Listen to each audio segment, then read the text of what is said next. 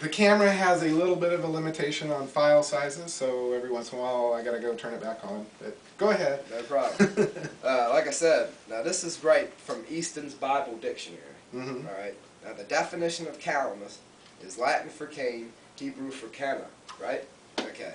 Marijuana in the Bible. In 1936, Sula Bennett, a Polish etymologist for the Institute of Anthropological Sciences in Warsaw, stated, in the original Hebrew of the Old Testament, there are references to hemp as an incense for religious celebration and as an intoxicant. Through comparative etymological study, I have trouble with that word, Bennett documented that in the Old Testament and in Aramaic translation, the Targum Onkelos, hemp is referred to as cannabosum, which is also referred in traditional Hebrew as canna, or cannabosh, or cannabis. Can, reed, or hemp, bosom, aromatic. In 1980, the University of Israel confirmed this. Now, if there's any scripture that anybody out there would like to look up that would back this up, go to Exodus 30:23, Song of Songs 4:14, Isaiah 43:24, Jeremiah 6:20, Ezekiel 27:19, Genesis 1:29, which is a great one, which says, God said to man, I give you every green seed-bearing plant to use for food. Mm-hmm. Right? Psalm 104:14-15, Isaiah 18:4-5, Ezekiel 34:29, Romans 14:2-3, 13, 14-17, and then Revelation 21:1-2, which, if you believe this book and what it says that in the New Jerusalem, there will be a river of life that flows in the middle of the city and around the great tree. And around the great tree will sprout the fruit of the nations. And of the leaves will be used to heal the nations. Mm-hmm. Now, what other leaf heals the nations better than cannabis? That is what I want to know. That's the only leaf I've been able to find that's really been able to heal people. Well, I think it does put people into a more general state of mind that looks at the overall picture instead of all the little details that our life and our society have become. And when you see that overall picture, you start to realize that there's a lot wrong with the way things are. But we're not really, it's almost like we're trying to make them more wrong instead of make them right. And it's all geared towards money, greed, and power, as opposed to the things that should be important, which is people, not money. Right. So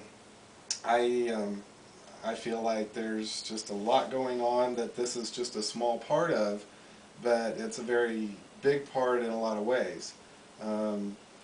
I've even thought about writing a book that I would call The Awakening, because I think as more people use marijuana and get that overall view, the political climate is going to change, and people are going to do more for each other and help each other more, just as a result of the little changes of. I always thought of it kind of like a little vacation, you know, from the stress and the whole mentality of money, you know, how do I make enough, stay busy, working, work, you know, that type of thing.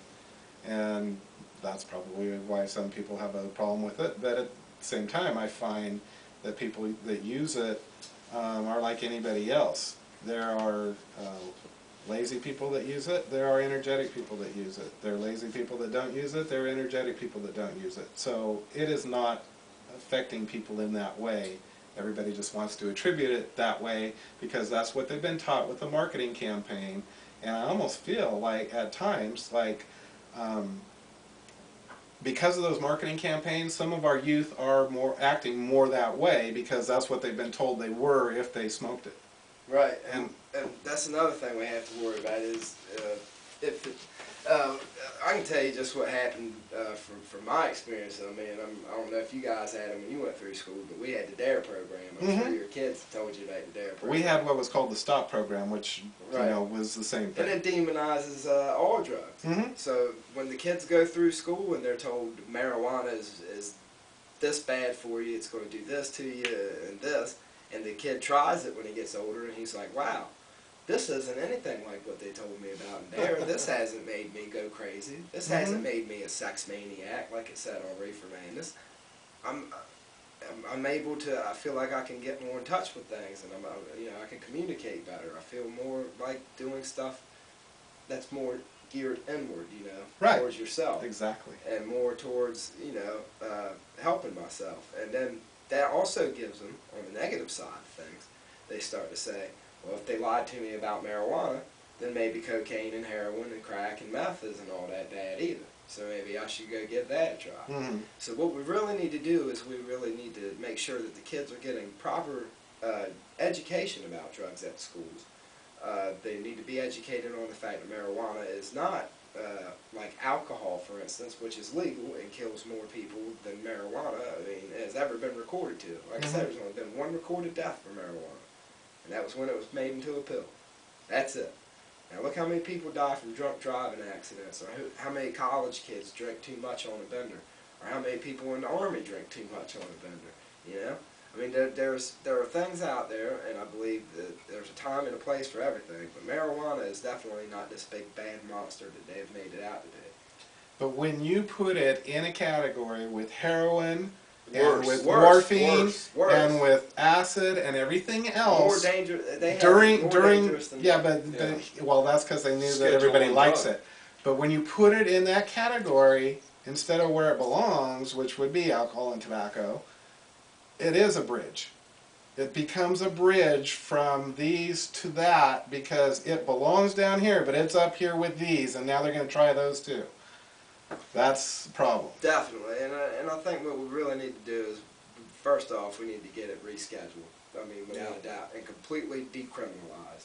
I mean, without a doubt, we have to do that. But then we really, Well, I think we should also be striving to decriminalize and eliminate any laws around peyote and any other plant. Because I cannot... I agree with you on that. I cannot feel like the Constitution ever meant for any plant to be illegal. I don't think so either. It's not part of being in a free country. And look, if there was anything that we could take from the Native American people, it would be that sense of spirituality. Mm-hmm. And I mean, I've watched it many times on National Geographic. I'd like to go and really go to one myself and actually observe it. But if they are so in tune with nature and the spirits, because, I mean, peyote, they use it for religious purposes. Yeah, as well as mushrooms and marijuana. And, Right. We have violated our constitutional laws to persecute them for that because our Constitution clearly creates a separation of church and state. And that separation of state from church means that their religious rights have as many rights as Christianity. Right. And the government should not be able to come down on it at all. And it also means we have freedom of religion, or freedom from it, if we choose to. Well, yeah, we need freedom Like from it as bad as we need freedom of it. Please stop knocking on my door, Sam. Well, it's kind of weird too. On the city council meetings, they talk about separation of church and state, but they have a chaplain pray every time they open up, and I think that violates my rights. I mean, I'm not saying I'm a believer or a non-believer. I'm kind of like an agnostic, someone who has their doubts. But what's the deal with the separation of church and state? It's, how can you bring that in and then pass your moral judgment off on people? Then not everybody believes like you. Jesus said, "Go into a closet if ye must to be alone with your Father, but do not pray in public as the Pharisees do." How do we translate that any other way than exactly how he said it? Again, it's more picking and choosing. Yeah. And I mean, it goes also back to the healthcare issue. I mean, like a lot of people I talked to yesterday, they were like, "Well, I'm a good Christian," and this and that, But then I was like, "So how come you're against people getting, health care?"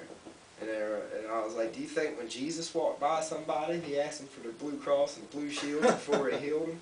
No, he didn't do that. Hey, you want to know what? Jesus